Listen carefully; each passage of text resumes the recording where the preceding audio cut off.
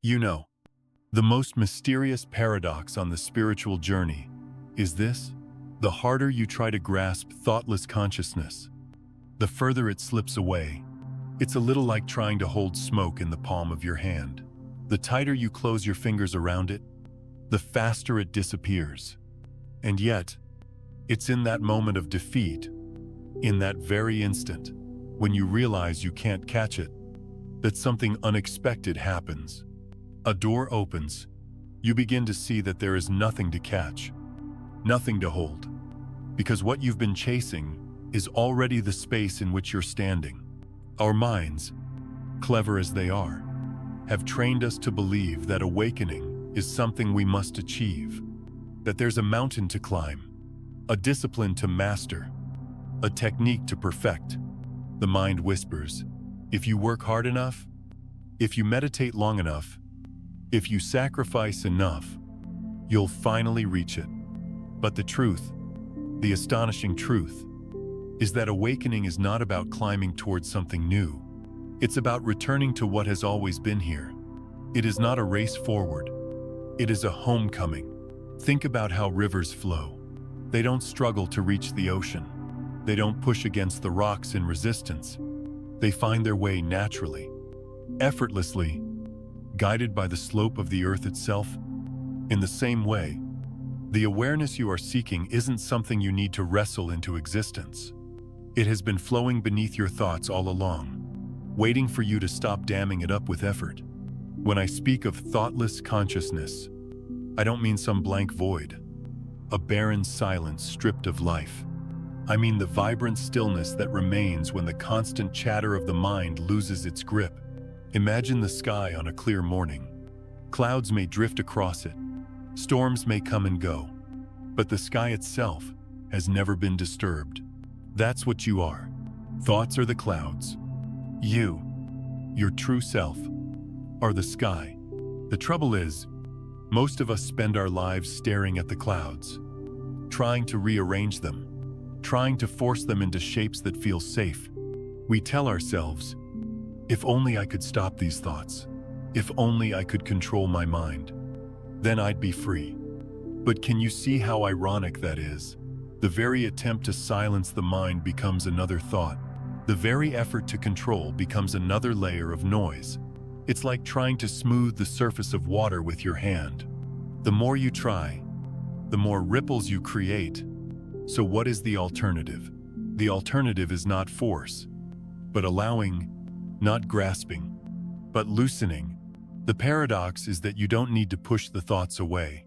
You only need to notice that you are not the thoughts. You are the space in which they rise and fall, like waves in an endless ocean. When this recognition dawns, not as an idea, but as a lived experience, suddenly, the pressure lifts. You don't need to win against the mind. You only need to stop identifying with it. And here's where the quantum view begins to meet the mystical. Physics tells us that a particle can exist in many states at once until it is observed.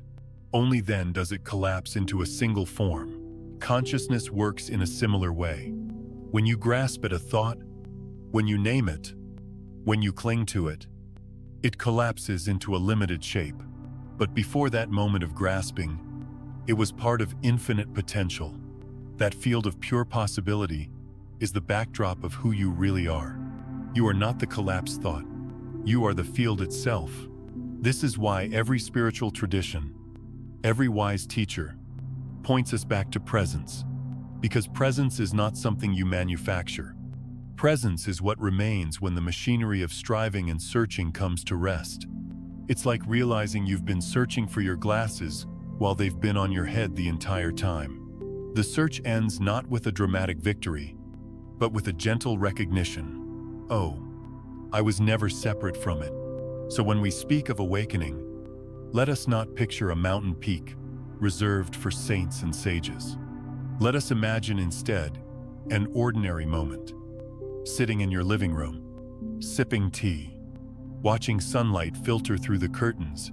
In that ordinary moment, if you stop fighting the noise of the mind, if you allow yourself to rest in the silence that holds it all, you discover the extraordinary truth. You are never apart from the awareness you seek. It doesn't require special effort. It doesn't require perfection. In fact, effort and perfection are often the very barriers. The real invitation is surrender, to soften into the simple recognition that you are not the one who must achieve awareness. You are the awareness itself. And the beauty of this recognition is that it doesn't make life smaller. It makes life more intimate. Suddenly, you're not caught in the storm of thoughts, but you can enjoy the rain on the window. You're not wrestling with the river, but flowing with it. You're not lost in the play of clouds, but resting in the vastness of the sky. This is the paradox that both humbles us and sets us free. The moment you stop grasping for thoughtless consciousness, you realize you already are it. 1. The limitation of language. There is something humbling about realizing that words, as beautiful as they can be, are never the truth itself. They are only signs, only gestures, pointing towards something greater. It is like that old saying from the Zen tradition, the finger pointing to the moon is not the moon. We may get lost staring at the finger, analyzing it, admiring its shape. But in doing so, we miss the brilliance of the moon itself. Think about a sunset. You stand by the shore, and the sky is painted in layers of gold and violet, with the horizon glowing like it's alive. For a moment, there is only the raw beauty of what is unfolding. But the second your mind whispers the word beautiful, a small separation is created. Suddenly, it is no longer just the sunset. It becomes my experience of beauty. It becomes a moment described, cataloged, remembered. Something has been lost in translation. And yet, we cannot escape language. It is the tool we use to connect with each other, the bridge that allows me to reach you through this very screen. The problem is not language itself. It is forgetting that language is not the whole truth. We mistake the description for the experience, the story for reality, the word for the living thing it tries to capture. I have known what it feels like to live in that mistake, to let the story in my head replace the life in front of me. Years ago, when I was weighed down by my own struggles, I kept repeating words to myself: failure, hopeless, not enough. Those words carved trenches in my mind until they became more real than the life happening around me. I was blind to the small joys, to the ordinary wonders, because the words had already judged them, filtered them, reduced them. It took a long time for me to see that what was hurting me was not life itself, but the labels I was giving it. The word failure made me blind to the lessons hidden in my setbacks. The word hopeless covered over the opportunities waiting quietly at my feet. The language in my head had become a prison, and I didn't even realize I was holding the keys. This is why silence is so important. Not silence as the absence of sound, but silence as the absence of commentary. When you watch the ocean without calling it ocean, when you feel sadness without naming it sadness, something extraordinary happens. You meet reality directly. You touch life before it is cut into pieces by thought. You enter into intimacy with existence itself. Langage divide. It carves the whole into fragments. The moment you define, you exclude. The moment you name, you narrow. But reality itself is indivisible. It is whole. The sunset does not call itself beautiful. The bird does not name its song. The river does not label its flow. These things simply are. In a way, words are like shadows. They give a shape, but they are never the substance. When I say love, the word itself is empty until you recall a memory, a face, a gesture that fills it with meaning. But even then, what you recall is not the fullness of love itself. It is only a reflection.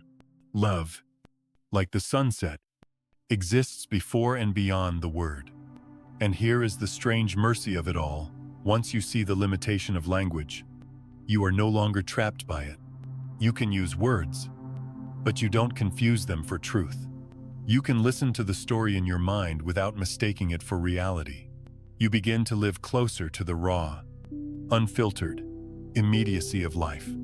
When you let go of the tyranny of words, you notice things differently. You notice that grief is not only grief, it can also be tenderness, an opening of the heart, a proof that you have loved deeply. You notice that joy doesn't need to be labeled to be savored. It expands more fully when it is left unnamed. Even pain, when stripped of the heavy words we throw on it, is often just sensation. Waves of energy moving through the body, coming and going. The older I grow, the more I realize that wisdom is not about having the right words. It is about seeing through words. It is about knowing their place. We need them to share, to guide, to inspire. But when the moment comes, when life offers you something raw and real, the deepest wisdom is to let words fall silent. That is why many spiritual traditions emphasize direct experience over doctrine. You can read 100 books about meditation, but until you sit down in the quiet and feel the rise and fall of your own breath, you don't know meditation.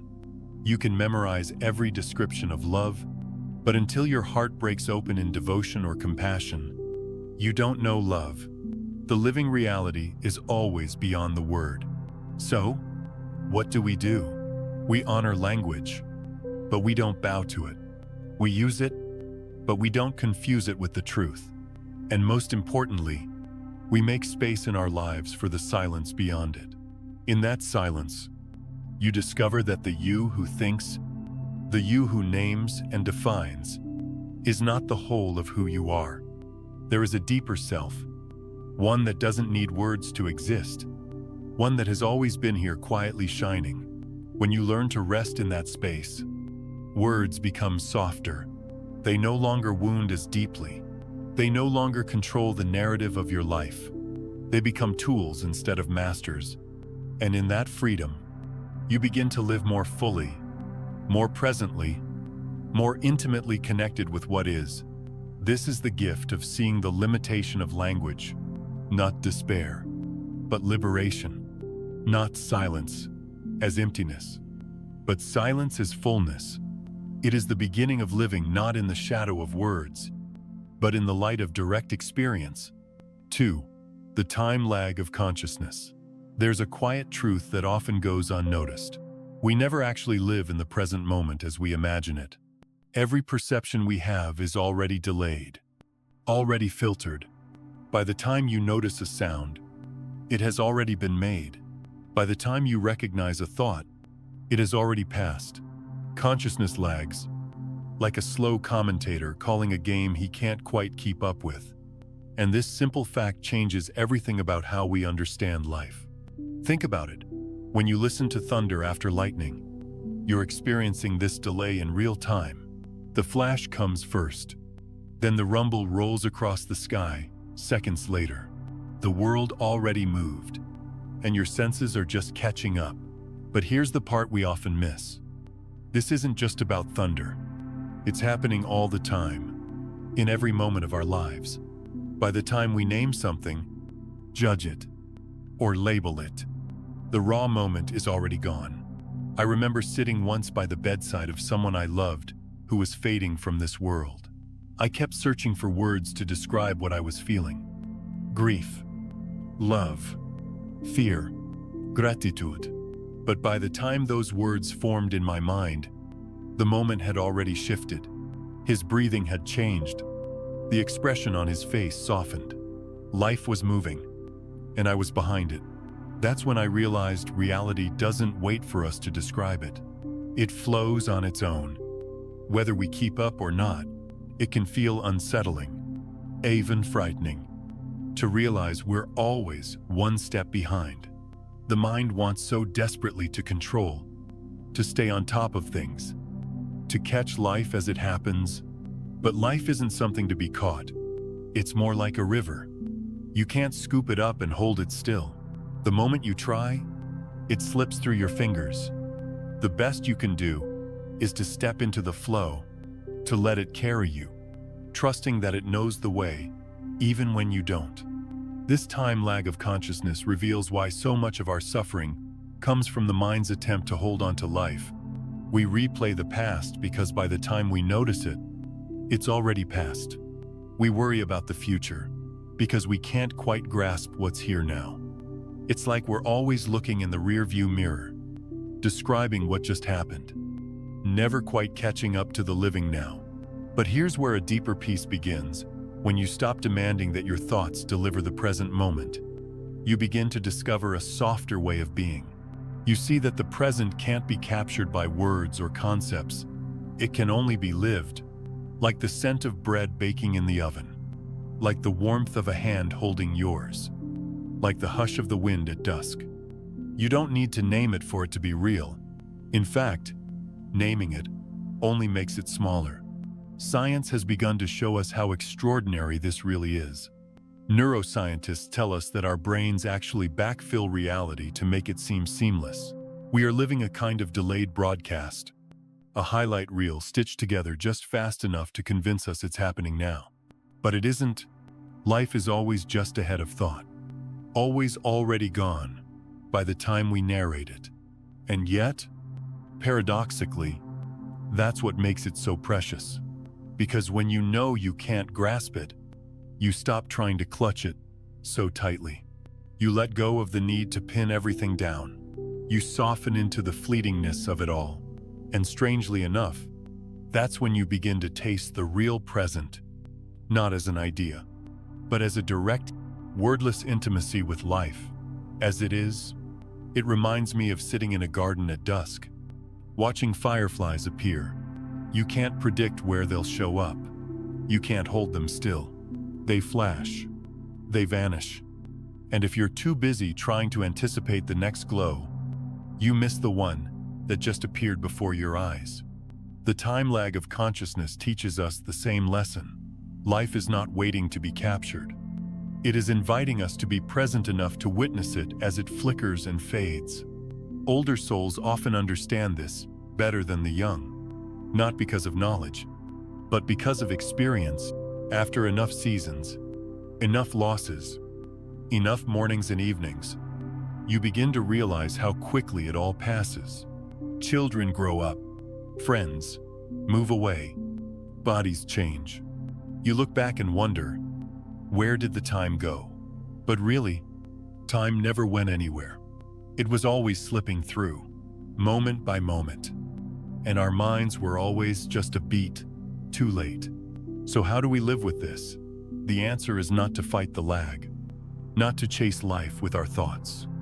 The answer is to rest in the knowing that thought is not the gatekeeper of reality. The present moment is not something the mind delivers to us.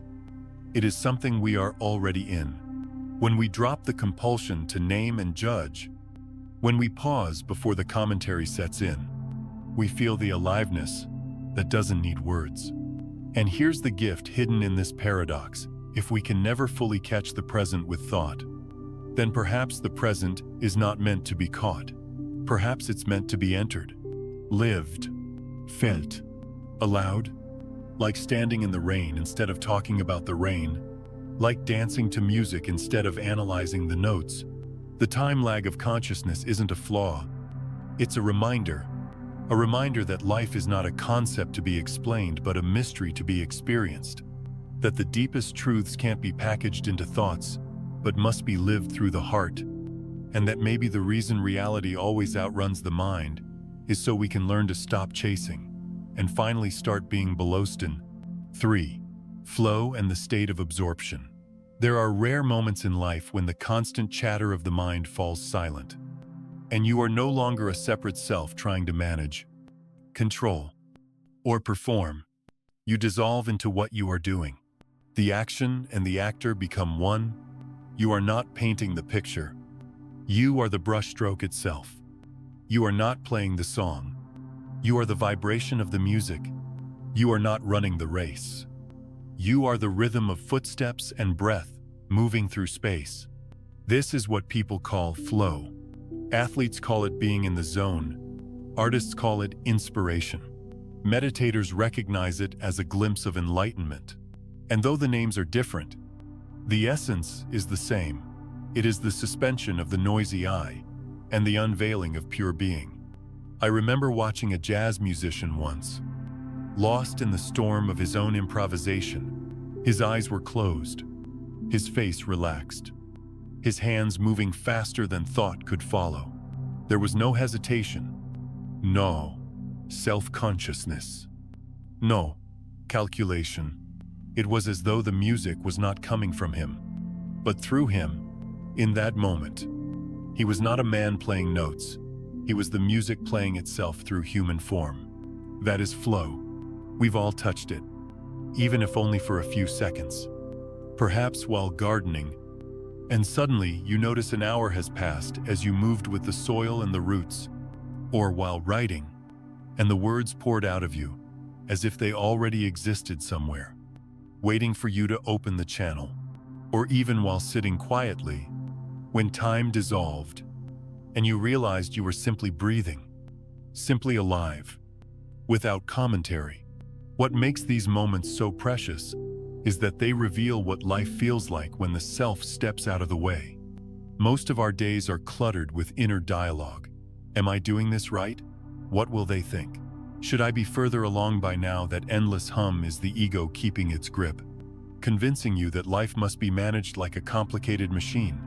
But when flow arrives, that machinery stops. You are no longer trying to live, you are simply living. It is tempting to believe that flow belongs only to the gifted, the elite athlete, the master musician, the spiritual sage. But the truth is gentler and far more inclusive. Flow is not about achievement, it is about surrender. It happens whenever you become so absorbed in the moment that the me disappears. A child playing in the dirt knows this freedom. A grandmother knitting by the window knows it too. It is not rare. It is natural. The only reason it feels rare is because the mind is usually too loud to let us notice it. Science has even begun to map what happens in these states. In flow, the part of the brain that constantly narrates and analyzes, the prefrontal cortex, quiets down. This is why time seems to dissolve, why fear fades, why the division between self and action melts. You are not thinking about doing, you are doing. The river of life carries you, and you let yourself be carried. I think of it as remembering what it feels like to belong. In flow, you are not separate from the painting, the music, the run, the prayer. You are not separate from the universe at all. You are a seamless thread in the fabric of existence, woven into the great tapestry of now. And in that recognition, a profound peace arises. The pressure to perform, to prove, to calculate, falls away. What remains is intimacy. You and life are not two things. You and life are one dance. But here's something important to understand. You cannot force flow. You cannot demand it or schedule it on a calendar. The moment you try to capture it, it slips away. Flow comes when you allow yourself to be absorbed, when you give yourself permission to disappear into the moment. It is an act of trust, not of control. Like falling asleep, you can't make it happen, but you can relax into the conditions that allow it. And so the practice is not about chasing flow, but about creating space for it. Turning down the volume of distractions, softening the grip of the inner critic, and being willing to be present with what is before you. When you cook, cook. When you walk, walk. When you listen, really listen. And soon, without effort, you may find yourself sliding into that state where time bends and the self dissolves. When I look back at the darkest seasons of my life, I see now that what saved me were not grand epiphanies or dramatic awakenings, but small, ordinary moments of flow, washing dishes, and suddenly realizing the warmth of water was enough, writing in a journal and finding words I didn't know I carried, sitting under a tree and feeling the sun without needing to think about it. In those moments, I wasn't fixing myself. I wasn't trying to escape. I was simply here, and here was enough. The state of flow is a teacher, showing us what life feels like without resistance. It whispers that the self we struggle to protect is not necessary for life to unfold.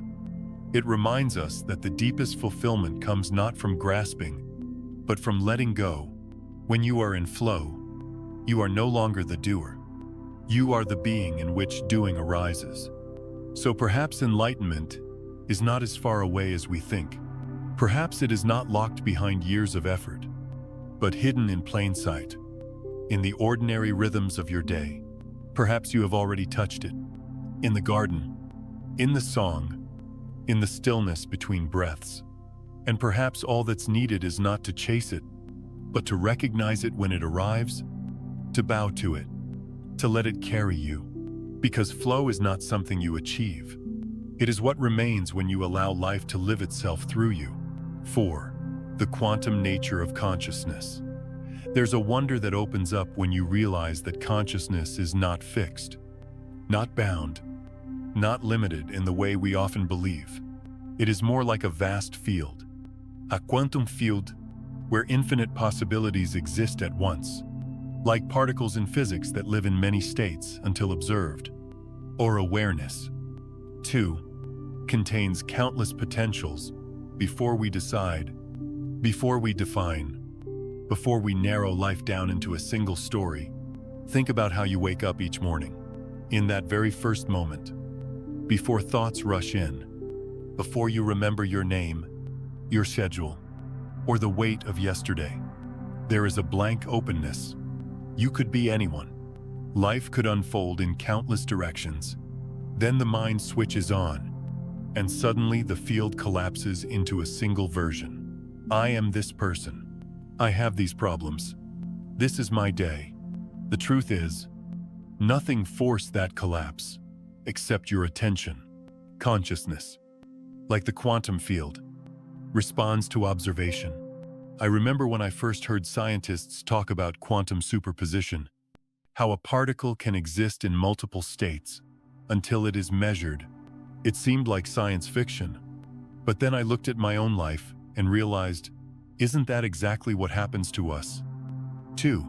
Before you call something good or bad, before you name it, success or failure, it could be anything. It is your observation, your story, that collapses the infinite into the narrow corridor of a single meaning. For years, I lived caught in the habit of labeling everything too quickly. A rejection meant I wasn't worthy. A mistake meant I was a failure. An illness meant I was broken. I collapsed the field of possibilities into a single harsh conclusion. And then I lived inside that conclusion as if it were the only truth. It was only later, after a long stretch of darkness, that I saw the cruelty of my own observation. I had mistaken my labels for reality. I had forgotten the vastness I came from. What if every moment is still that vast? What if nothing is as final as we believe?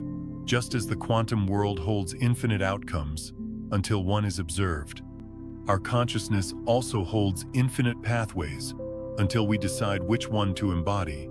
That means that even now, no matter your age, your regrets, or your circumstances, you are still standing in a field of pure potential. The moment you stop clinging to your labels, the moment you soften your grip on your definitions, you step back into the openness of that field. It's a bit like standing before a doorway that leads to many rooms.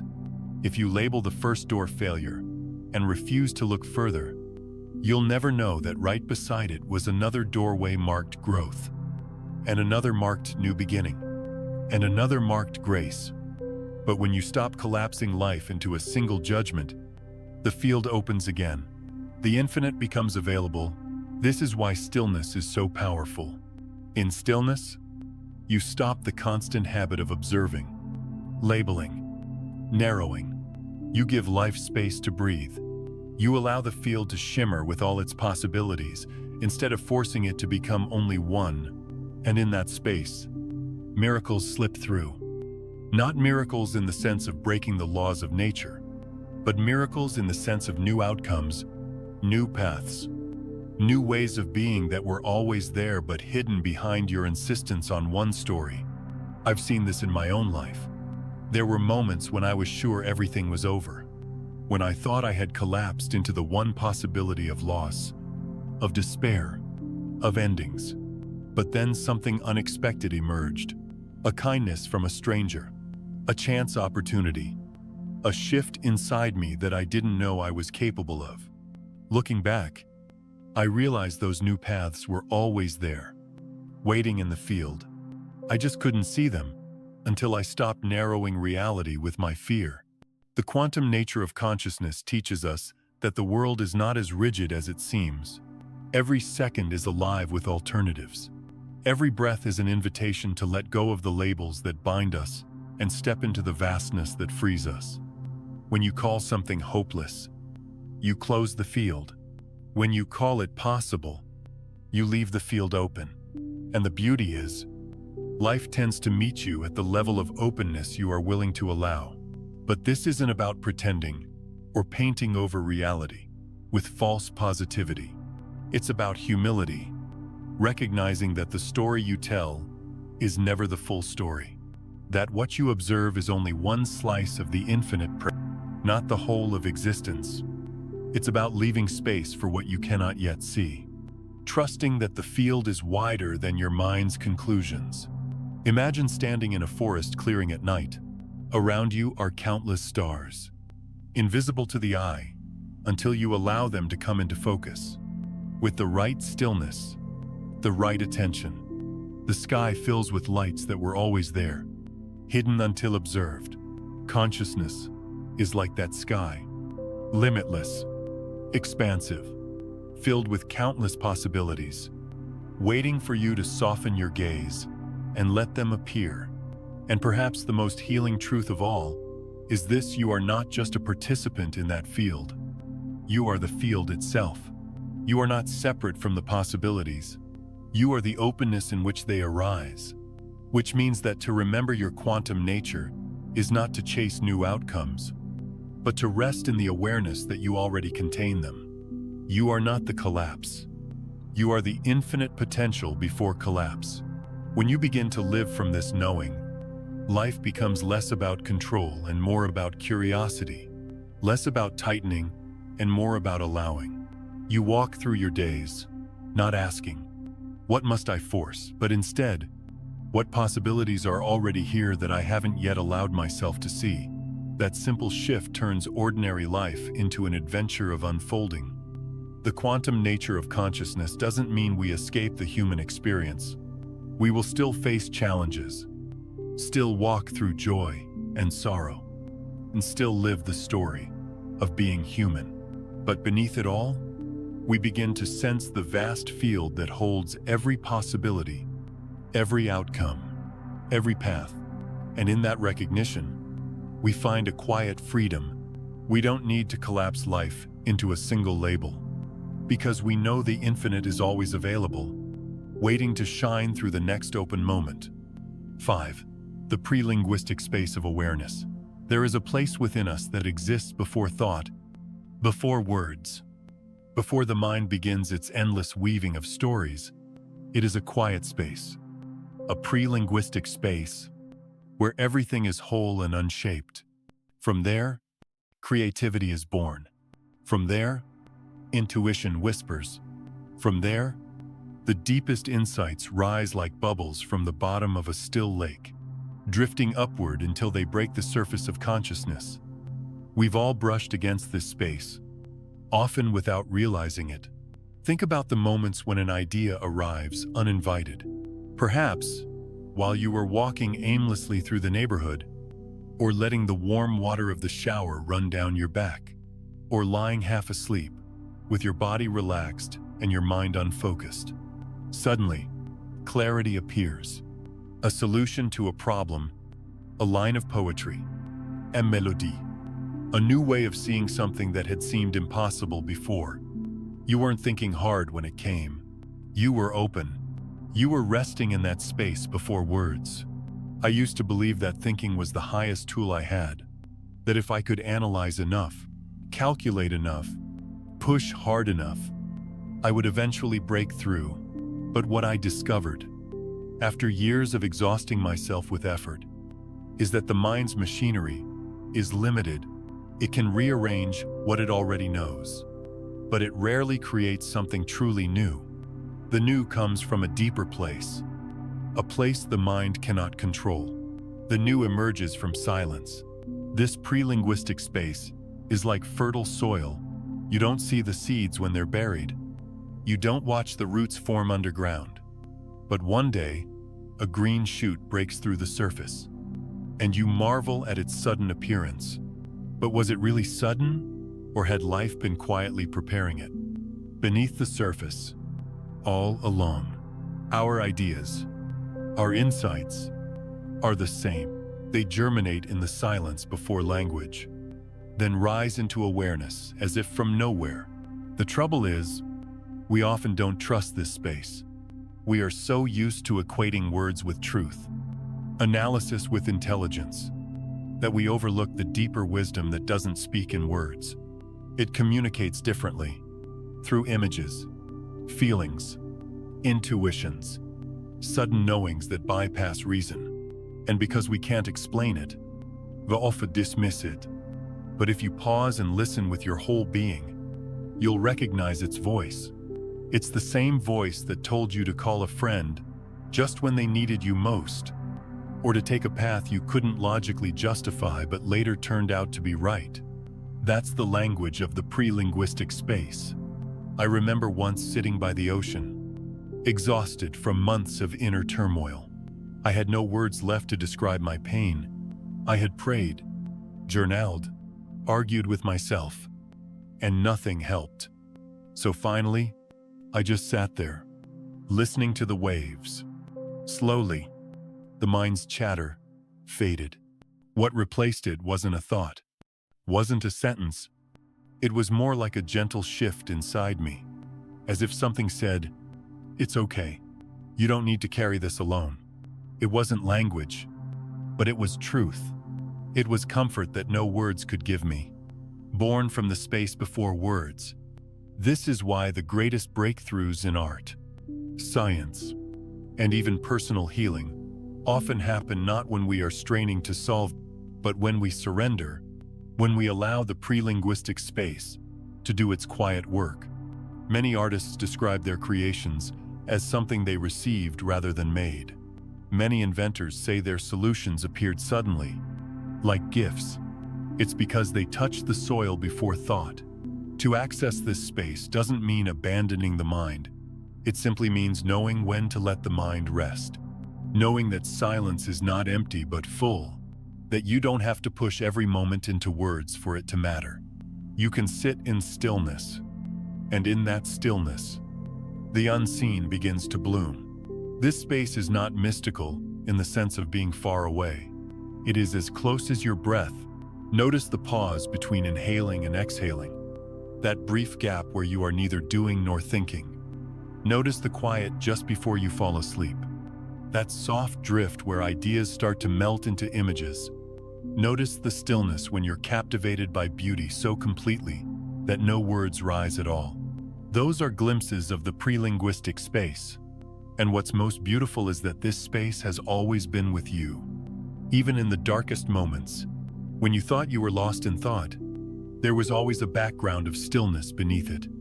When you were drowning in words, accusations, self-criticism, endless chatter, the silence was still there, holding you, waiting for you to return. It has never left. So why is this important? Because when we learn to honor that space, we live differently. We stop forcing creativity and let it flow. We stop overthinking every choice and begin to trust our inner compass. We stop drowning in the noise of words and find rest in the silence that existed before language. And in that rest, life opens up again. Perhaps the deepest healing I've known has not come from advice or explanations, but from falling into that silence, from resting in the awareness that doesn't need to explain, that simply is. It is the same awareness that carried me through grief, through doubt, through fear. The words of comfort others offered were kind, but what healed me was touching the wordless truth beneath it all. That I was not broken. That life was still holding me. That something deeper than thought was guiding me. If you allow yourself, even for a few breaths each day, to rest in that space before words, you will begin to feel it too.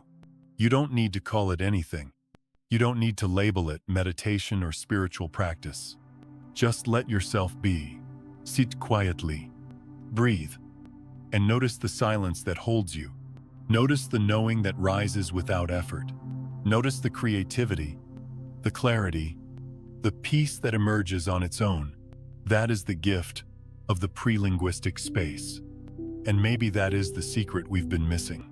The answers we seek aren't hidden in more words, but in less, not in louder explanations, but in deeper silence, not in trying to force life into language, but in letting life speak to us in the ways beyond language. Because before the first word was spoken, before the first thought arose, there was already this stillness, presence, the quiet space that is not empty but overflowing.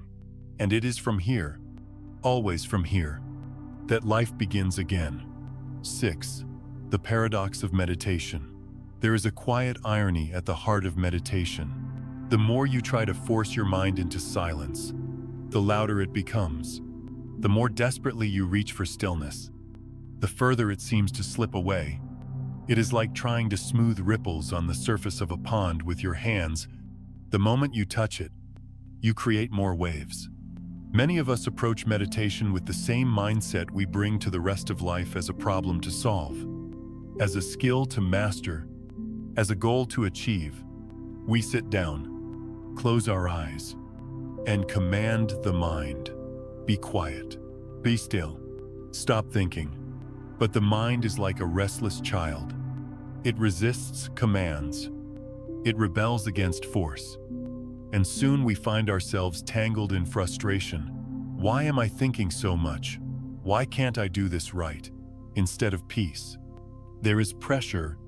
Instead of silence, there is struggle. I remember my earliest attempts at meditation. I thought silence was something I had to win through effort. I clenched my jaw, straightened my back like a soldier, and tried to fight the thoughts away. But the harder I fought, the more chaotic my mind became. Old memories resurfaced. New worries appeared. Random songs played on repeat. It felt impossible. I thought I was failing. Only later did I realize that struggle itself was the teacher. It was showing me the paradox of meditation, that control creates noise, and surrender opens the door to quiet. Silence is not something you can force. Silence is what naturally appears when you stop disturbing the water, when you stop chasing the thoughts, when you stop pushing them away. They lose their grip. They drift like clouds across a wide sky. The sky doesn't chase them, doesn't resist them, doesn't cling to them. It simply allows. And in that allowing, the sky remains vast and unshaken. That is the posture of true meditation. This is why so many teachers speak of relaxation rather than concentration, of allowing rather than effort. Meditation is not about achieving some perfect state where no thought exists. It is about shifting your relationship with thought. Instead of being the one caught in the current, you become the one who sits on the bank, watching the river flow. Thoughts come, thoughts go, but you no longer drown in them. You simply notice. At first, this noticing feels small, almost invisible, but over time, it becomes profound. You realize that the thoughts are not you. They are visitors. They pass through, but they do not define the space they pass through. And that space, that silent, observing awareness, has been there all along, waiting quietly behind the noise. There is a story I often return to. Imagine a monk trying to tame a wild ox. At first, the ox resists, pulling away, thrashing against the rope. The more the monk pulls, the more the ox fights. But when the monk loosens his grip, when he sits calmly with patience, the ox begins to settle. Our mind is that ox. The paradox is that force makes it wilder, but presence calms it. You may have noticed this in everyday life. The moment you lie down at night and demand, "I must fall asleep now," sleep disappears. The more you chase it, the more it runs away. But when you give up the fight, when you simply rest, sleep comes on its own. Meditation is much the same. The moment you stop insisting silence begins to unfold by itself. I used to think meditation was about escaping life, about leaving behind the noise of the world. But now, I see it differently. Meditation is not escape. It is intimacy. It is learning to be with life exactly as it is, without needing to fix or control it. It is discovering that even in the midst of noise, there is a quiet center that cannot be touched, and that center is who you truly are. The paradox of meditation, Inden, is not a problem to overcome, but a doorway to understanding. It teaches us that life itself cannot be mastered through force. Just as you cannot push a flower to bloom faster, just as you cannot command the tide to change, you cannot demand the mind to be silent. But you can create the conditions. You can sit, you can breathe, you can open, and when you do, silence finds you. Over the years, I have come to treasure the small, imperfect moments of meditation, the times when I sat with racing thoughts, yet beneath them felt a flicker of stillness, the times when the noise didn't vanish, but I no longer clung to it.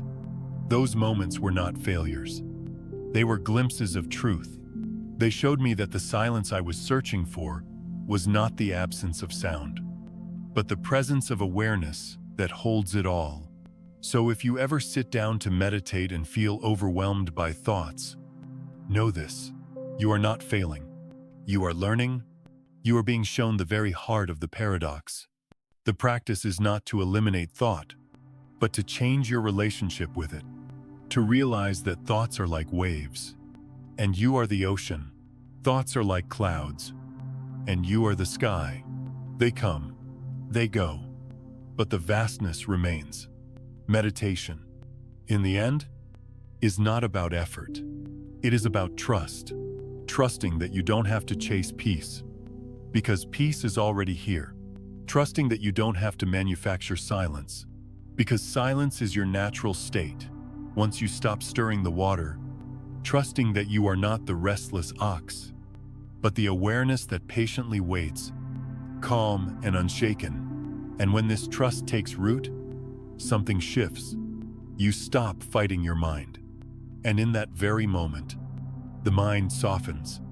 You stop demanding silence, and silence quietly appears. You stop grasping for enlightenment, and you realize you are already sitting in the light of your own being. That is the paradox of meditation. The more you try to control it, the further it runs. The moment you let go, it finds you. 7. The dissolution of the self. There comes a time, if you stay long enough with awareness, when you begin to notice something startling, the one you've always assumed yourself to be. The thinker, the decision maker, the I at the center of your life is not as solid as you imagined.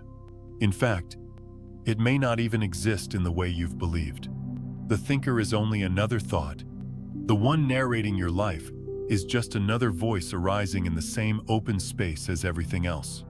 At first, this realization can feel unsettling, even frightening. We are so deeply attached to the idea of being someone, a self with a story, a history, an identity, that the thought of it dissolving feels like death.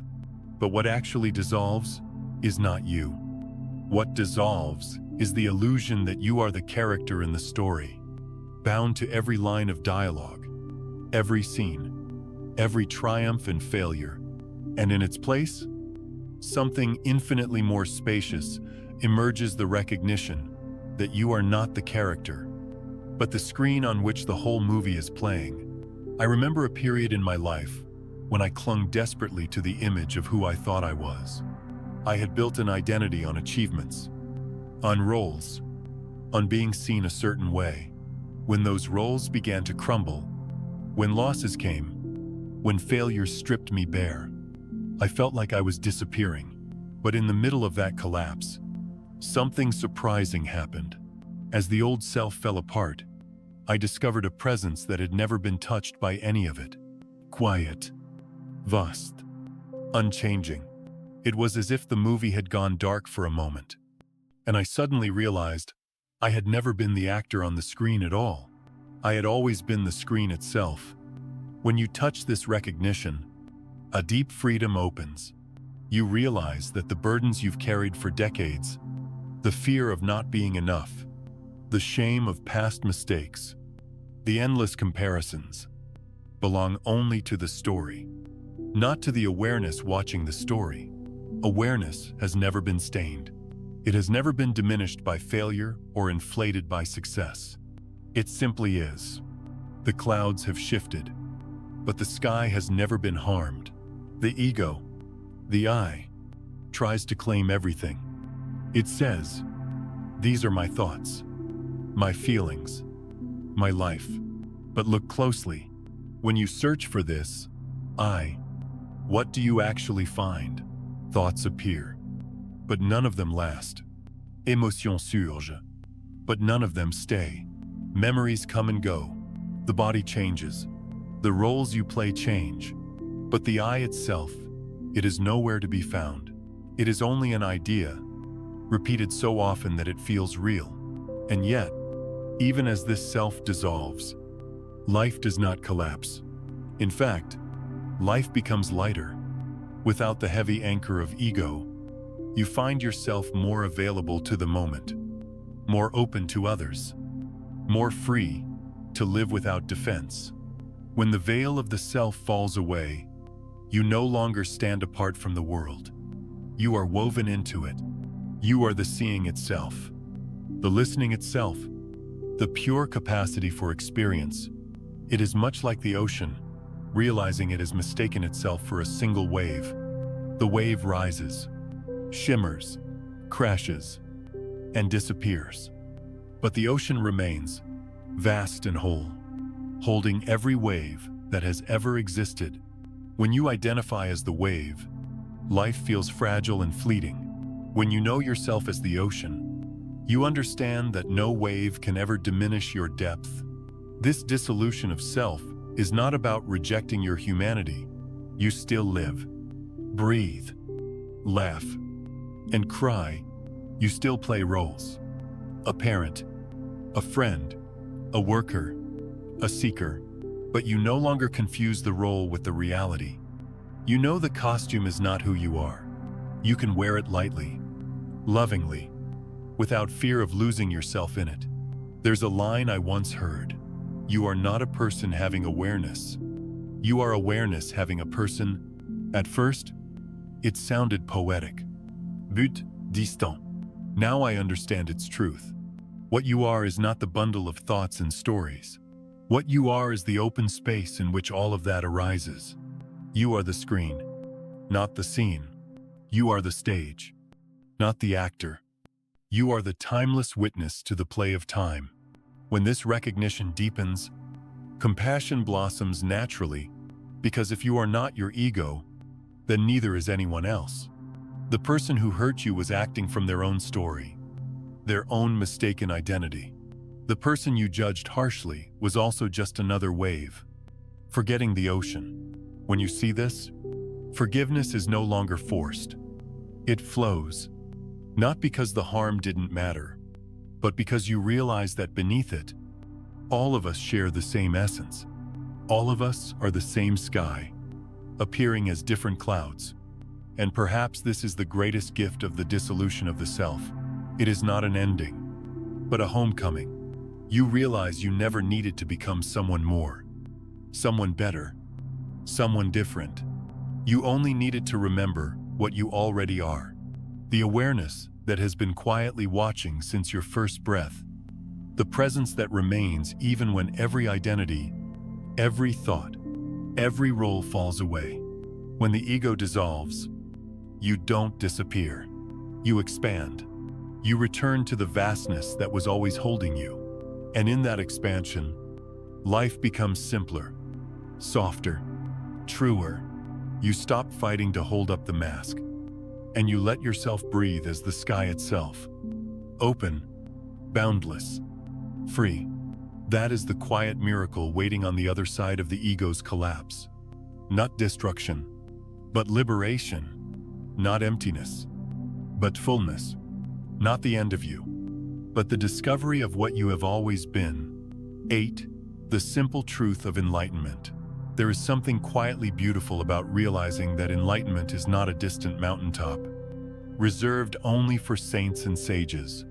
It is not a prize at the end of years of striving, not a glittering crown earned through perfection. Enlightenment, in its truest sense, is much simpler, much closer, much more ordinary. So ordinary, in fact, that the mind often overlooks it. We have been conditioned to believe that awakening must look spectacular, that the enlightened person must glow with a supernatural aura, speak in riddles, or live far away from the noise of the world. But the reality is gentler. A truly free person may look like anyone else. They walk through the same streets, cook the same meals, face the same weather. What sets them apart is not outward appearance, but the absence of inner conflict. They no longer carry the exhausting battle to become someone else. They have surrendered into the quiet truth of being exactly what they are. I remember meeting someone once who carried this kind of freedom. They weren't famous or mystical, not someone with followers or titles. They were an elderly neighbor who spent their days tending a small garden. There was nothing extraordinary about their life from the outside, but whenever I spoke with them, I felt a sense of peace that words could never explain. They listened without hurry. They laughed easily. They accepted both sunshine and rain with the same soft gratitude. It struck me one day that perhaps this was enlightenment, not a dramatic transformation, but the simplicity of being fully alive without resistance. The mind resists this idea because the mind loves drama. The mind wants enlightenment to be far away, difficult to reach, wrapped in mystery.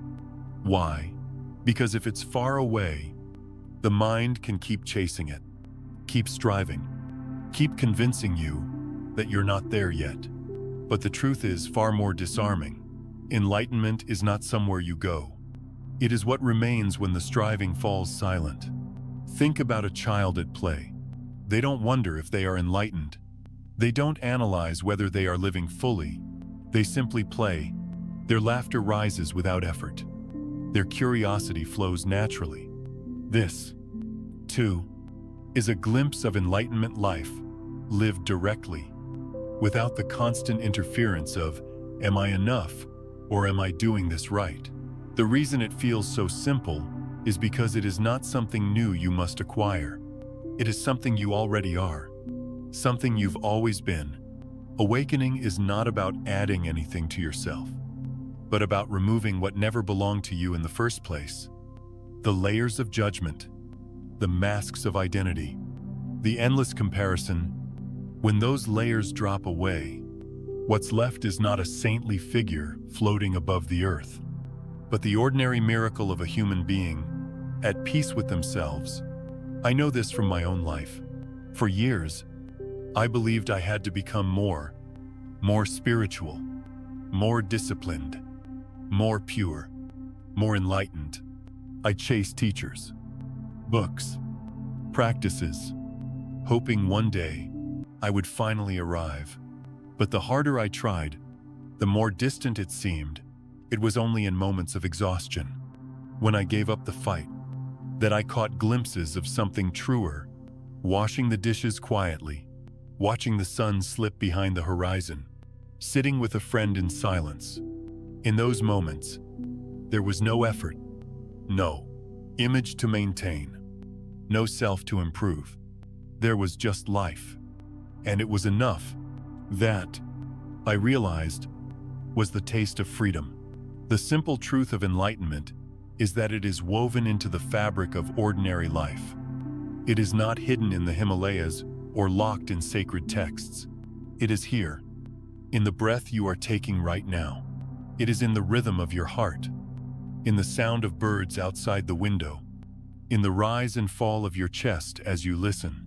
The only reason it feels far is because the mind has made it into a goal, but goals belong to time, and awakening belongs to now. As long as you chase it, you reinforce the illusion that it is elsewhere. When you stop chasing, you discover it was always here. What does this look like in daily life? It looks like a man no longer burdened by the need to prove himself, walking with ease, even if nothing outside has changed. It looks like a woman who stops fighting her emotions, allowing tears or laughter to come without shame. It looks like a person who still makes mistakes, still forgets things, still faces challenges, but no longer identifies their worth with those passing waves. The enlightened life is not the absence of humanity. It is the acceptance of it. It is not about rising above the world, but sinking fully into it, knowing you are the space that holds both joy and sorrow. It is not about becoming untouchable, but about being so open that nothing needs to be resisted. The older I become, the more I see that this simplicity is the most radical shift of all, because the mind will always whisper, there must be more. You are not there yet. Keep striving, but the heart knows you are already home. And when you listen to that truth, the searching softens, the striving loosens, and you begin to live with the same gentle grace as that neighbor in the garden, present, open, ordinary, and utterly free. So the next time you hear the word enlightenment, don't picture a distant mountaintop or a glowing figure in robes. Picture yourself sitting at your kitchen table, sipping tea, fully alive to the warmth of the cup in your hands. Picture yourself walking through the park, noticing the play of light in the leaves without needing to name it. Picture yourself resting at the end of a long day, not lost in regret or anticipation, but simply present to the quiet hum of existence. That is it. That is the simple truth of enlightenment, not an achievement to be grasped, but a recognition of what has always been true, that you don't need to become anything more to be whole. You don't need to shine like the sun to be free. You only need to stop fighting yourself. And in that surrender, you discover that you were always the light, quietly shining, in the most ordinary way. 9. The resonance of consciousness. There is a quiet truth many of us discover only after years of searching. Consciousness is never a private affair. We may believe our inner world is sealed off, locked away behind skin and bone, invisible to others. But it isn't. Our state of being is not contained. It radiates, much like fragrance from a flower or warmth from a fire. When one person rests deeply in stillness, it does not end with them. It moves outward, touching the unseen field in which we are all held. Think of the times you've walked into a room and felt tension before a single word was spoken. Perhaps two people had been arguing, and though their voices were quiet by the time you arrived, the air still carried the weight of conflict. You could sense it, even without knowing the story. That is resonance. And just as unease can spread, so can peace.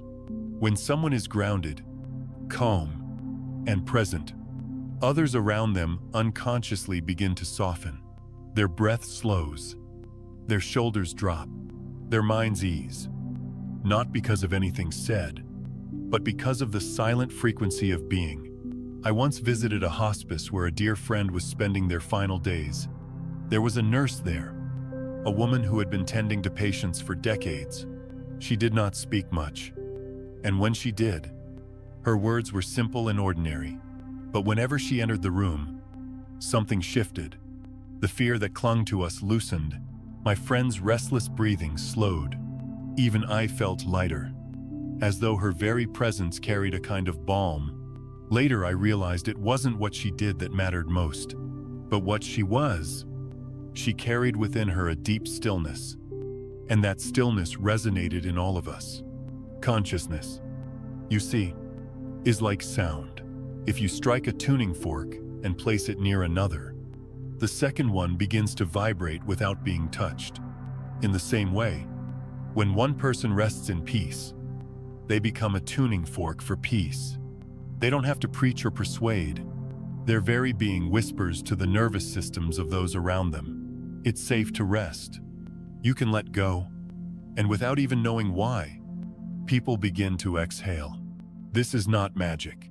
It is not some hidden mystical law. It is simply the reality of how deeply connected we are. Our nervous systems, our hearts, our awareness. They speak to each other in ways the mind cannot measure. We feel each other, and when one person chooses to embody stillness, it gives permission for others to do the same. I think of how, in my younger years, I used to believe that changing the world required grand gestures, loud speeches, massive movements, visible power. But now, with age, I see it differently. Real change often happens quietly. It happens in kitchens, in living rooms, in moments when one human being holds another with presence. It happens when a parent sits patiently with their child's tears instead of rushing to stop them. It happens when a friend listens without trying to fix. It happens when someone carries calm into a stormy workplace, or forgiveness into a bitter silence. These small moments ripple outward in ways we may never fully see, and here is the most humbling part: you don't need to have your life perfectly in order to be such a presence. You don't need to be enlightened, flawless, or extraordinary. You only need to be willing to sit with yourself long enough to touch the quiet beneath the noise. When you live from that quiet, others feel it. They may not even realize what's shifted, but something in them recognizes the frequency of home. Imagine for a moment that human beings are like instruments in a great orchestra. Each thought, each emotion, each breath is a note we contribute to the symphony of the whole. Some play in dissonance, some in harmony, but no instrument plays in isolation. The resonance of one inevitably influences the others. When you tune yourself to stillness, even just for a moment, you help the entire orchestra find its way back to balance. This is why tending to your own inner state is not selfish. It is service. The more you return to peace within, the more you offer peace without, the more you heal the fracture inside you, the less fracture you send into the collective field we all share. You don't need to announce it. You don't need recognition. Simply by being, you are already contributing. I've noticed this, especially with aging. When we are younger, our energy often scatters outward, seeking approval, chasing goals, trying to prove. But as the years pass, life has a way of humbling us. Loss, illness, failure, they all strip away the unnecessary. And in that stripping, if we are willing, we find stillness. That stillness is not resignation, but a quiet strength. And when others encounter it, they feel something they may not even know they were longing for: rest. You may never know whose life you've touched by being calm in a moment of chaos. You may never see the way your steady presence gave someone courage they thought they had lost. But it happens. All the same, consciousness resonates, and it does not stop at the edge of your skin. So, perhaps the greatest offering we can give this world is not another argument, not another demand for change, but the willingness to embody what we hope to see, to sit in peace, and let that peace hum softly into the shared field of being, to carry stillness into our families, our communities, our workplaces, not as something we impose, but as something we live. And maybe, just maybe, the world changes less by force and more by resonance. 10. The gap between two thoughts. There is a moment so small, so subtle, that most of us pass over it our entire lives. It is the gap between two thoughts. The mind is like a river, endlessly carrying words, images, judgments, and plans downstream. But if you pay close attention, if you listen more carefully than you ever have before, you will notice that between one wave and the next, There is a pause, a stillness, a space so delicate that the mind immediately rushes to fill it. And yet, if you can rest in that space, even for the briefest instant, you will discover something astonishing. Silence is not empty. It is full, alive, vibrant, rich with presence. Most of us fear silence because we confuse it with absence. We think that if we are not thinking, then nothing is happening. Nothing is real. But the truth is the opposite. Thoughts are like clouds passing through the sky. They change shape, come and go, form storms and clearings. But the sky itself, vast, open, unmoving, remains. That small gap between thoughts is like catching a glimpse of the sky behind the clouds. For once, you are not lost in weather. You are resting in the endlessness that holds it all. I remember a season in my life when my mind was relentless. Worry after worry, plan after plan, self-criticism followed by self-defense. It was exhausting. I tried distraction. I tried reasoning with my own thoughts, but nothing lasted. Then one day, in a moment of despair, I simply stopped for a heartbeat. There was no next thought, just a quiet, ungraspable pause. And in that pause, I felt more alive than in all the years of chasing and striving. Not alive because of what I was doing, but alive because I had finally touched the silence beneath doing. That moment didn't last long, but it was enough. It showed me that peace wasn't somewhere out there. It was hidden in the spaces I had been stepping over all along.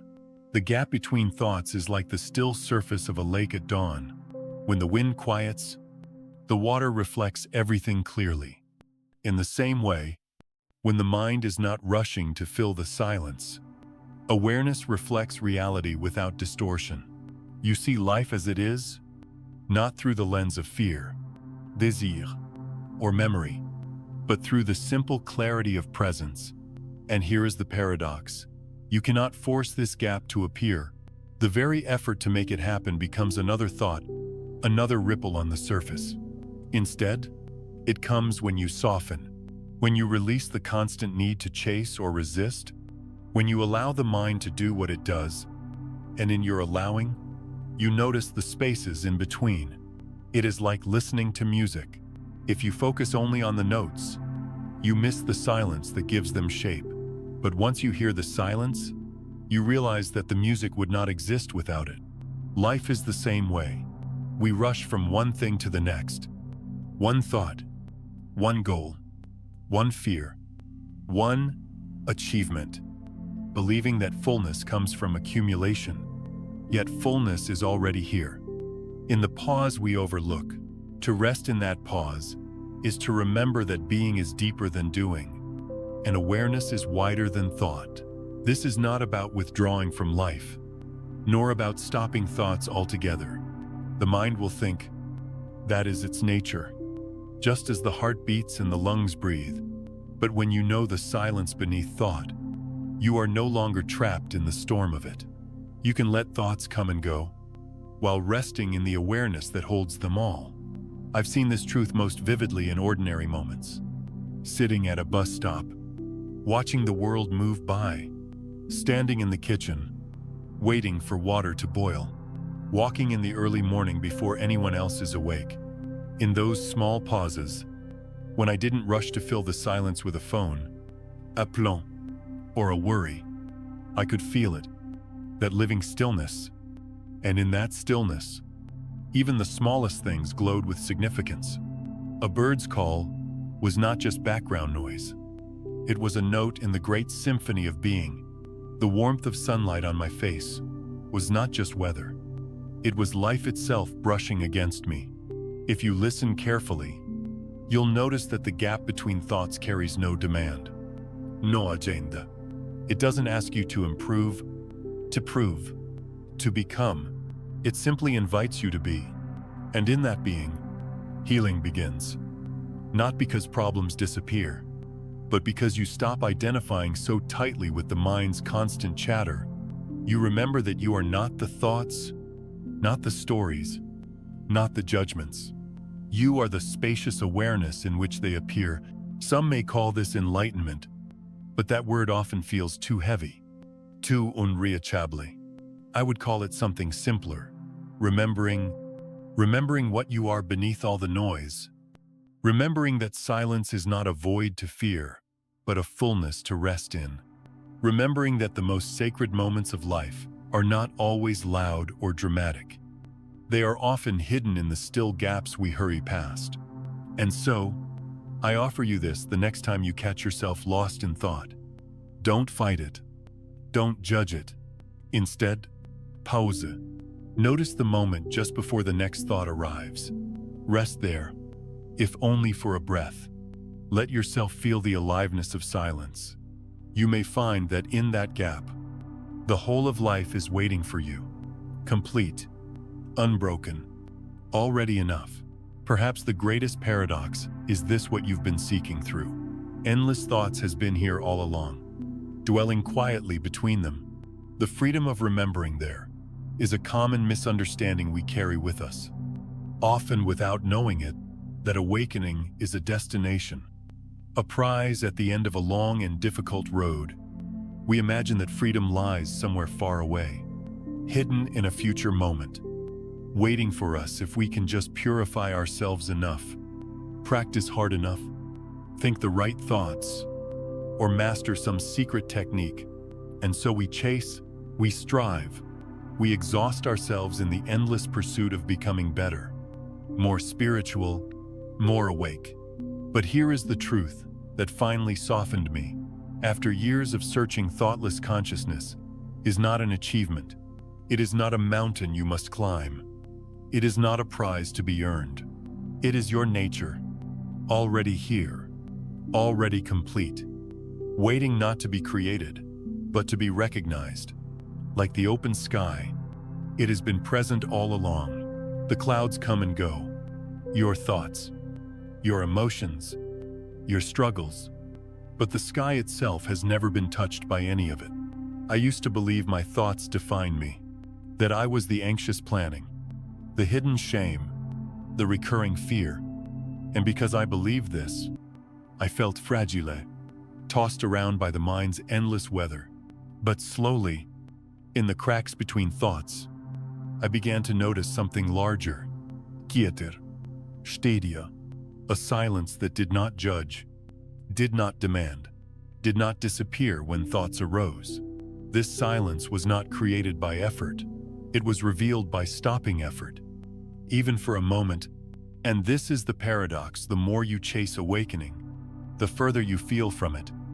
Because every act of chasing is another thought about the future, another cloud covering the sky. But the moment you stop, even just for a breath, you realize you are already standing in the very place you were searching for. Freedom was never waiting out there. It has been alive in you, breathing you, carrying you, every single moment of your life. You do not need to destroy thoughts. You do not need to become thoughtless. You simply need to see that you are not bound by thoughts.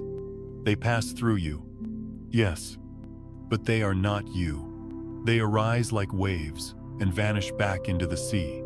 What remains is the ocean itself, vast, unbroken, free. Think of it this way: clouds may cover the sun, but they cannot touch its light. In the same way, thoughts may swirl and storm, but they cannot stain the essence of what you are. The silence beneath thought, the presence that notices everything, is untouched. It has no wound, no lack, no fear. It is not waiting to be perfected.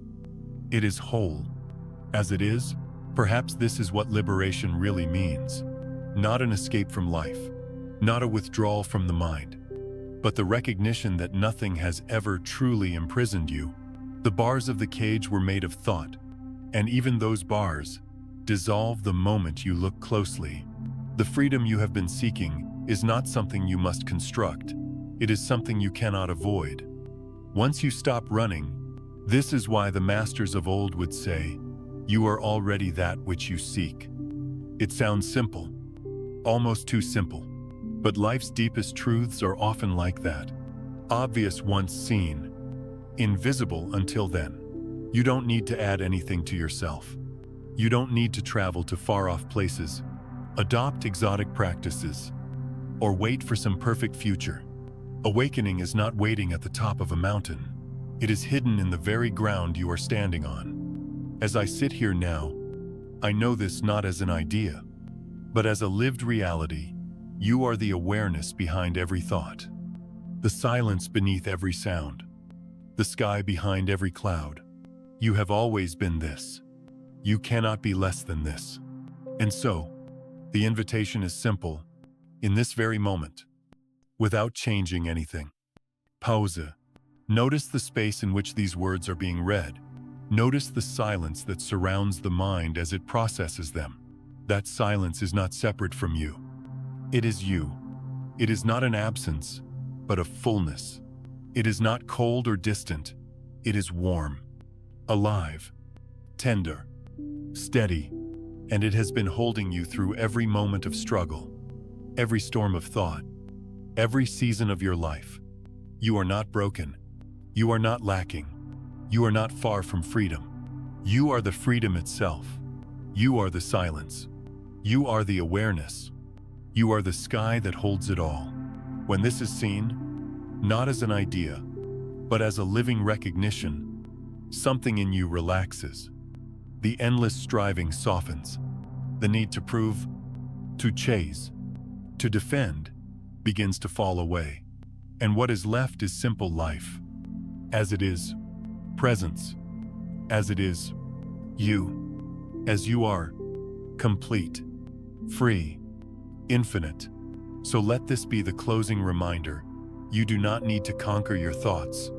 You only need to recognize that you were never bound by them. In the same way, a wave can never drown the ocean.